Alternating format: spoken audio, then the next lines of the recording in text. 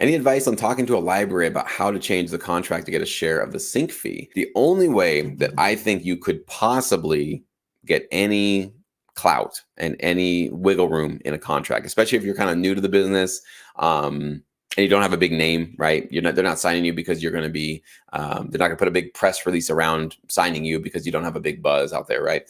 So if you're just kind of like me, I'm not trying to down on you, but just average Joe, we don't have followings, we don't have a big, reputation or anything like that. And let's say I was brand new to the business.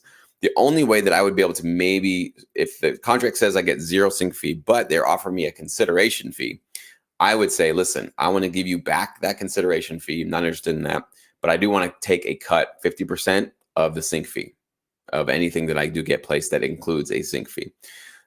Keep in mind though, if they don't do sync fees because they're doing blanket license deals, right, where they're only collecting a one-time fee for, like, let's say a whole quarter or a whole year from their clients, and they don't share those with their composers, well, you saying keep your consideration fees and give me the sync fees is basically saying I'll just take nothing.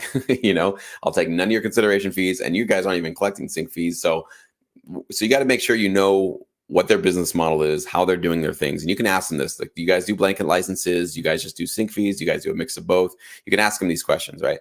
So that's the only way that I think you could maybe push back a little bit, wiggle room on there, say, keep your consideration fee. I appreciate it. But what I'd rather do is make no money when I send you guys tracks, but make the money when I get a placement. And that way, I don't get paid until you guys get paid. And then you guys are not out any money when you're doing it. So if they're not offering you any consideration fees, what else can you give them? Because in negotiations, you got to give something, right? You can't just come to the table and say, no, I want this.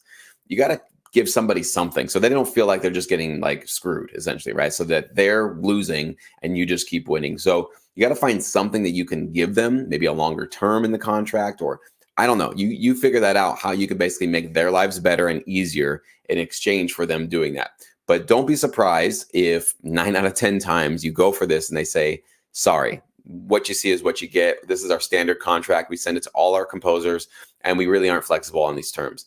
That's probably what you're going to see and probably what you're going to hear, because they're not new to this. They've been doing this for a long time, and they know that maybe they made some mistakes in the beginning where they had some contracts that didn't work out in their favor, or completely, had them basically in debt or losing or something like that. So as time goes on, most of these companies, they refine their contracts. They change how they do business.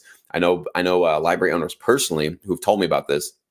Started off their business in one way, ran it a certain way, gave a certain kind of term to all their library composers.